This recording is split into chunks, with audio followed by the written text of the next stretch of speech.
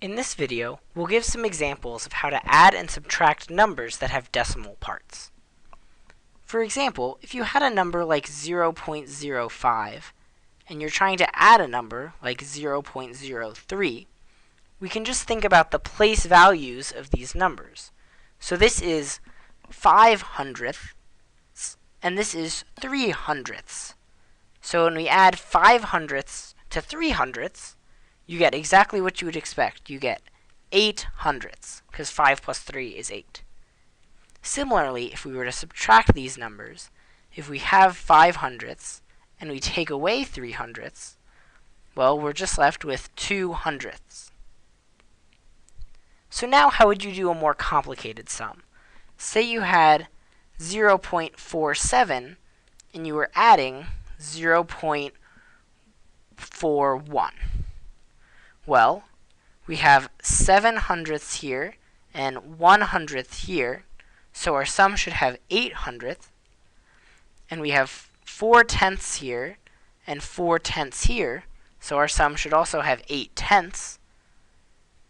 And then we can add our zeros and place our decimal and see we have 0.88 as the sum. You can also visualize this by lining up our numbers. So if you have 0.47 plus 0.41, you can just line them up like this with the decimal points right on top of each other, and then just add down like you're used to.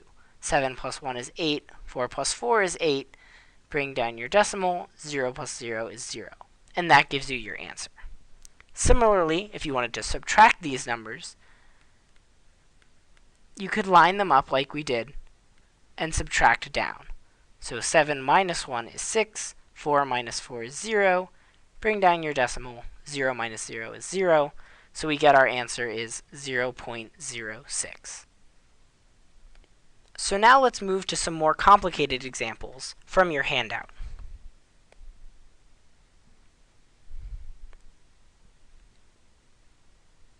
So this problem asks us to evaluate two sums of decimal numbers. Feel free to pause the video now and try these problems on your own. If so, you can pause and see how you did. Okay, so we have two numbers in the first one. We have 4.62038, and we're adding to it 3.22715. So we can just add these down like we did before. 8 plus 5 is 13, so we write a 3. We carry the 1. 1 plus 3 plus 1, that gives us 5. 0 plus 7 is 7. 2 plus 2 is 4. 6 plus 2 is 8. We bring down our decimal point. 4 plus 3 is 7. And that gives us our sum.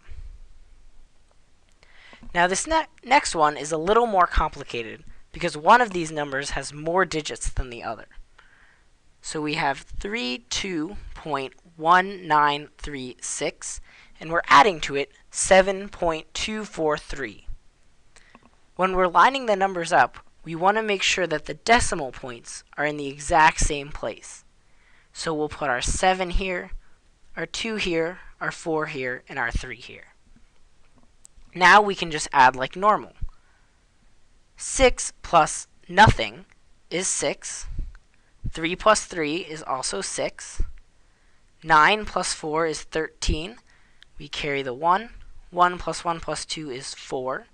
Bring down our decimal point. 2 plus 7 is 9. And 3 plus nothing is 3.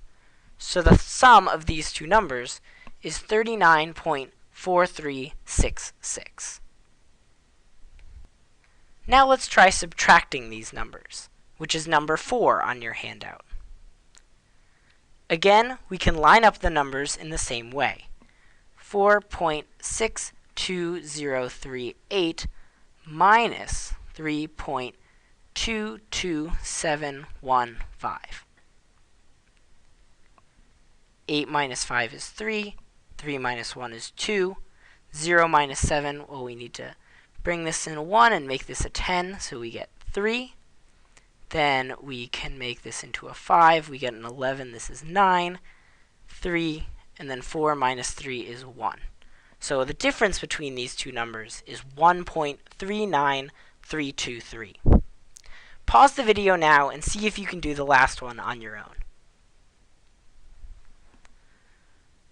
Okay, let's see how you did.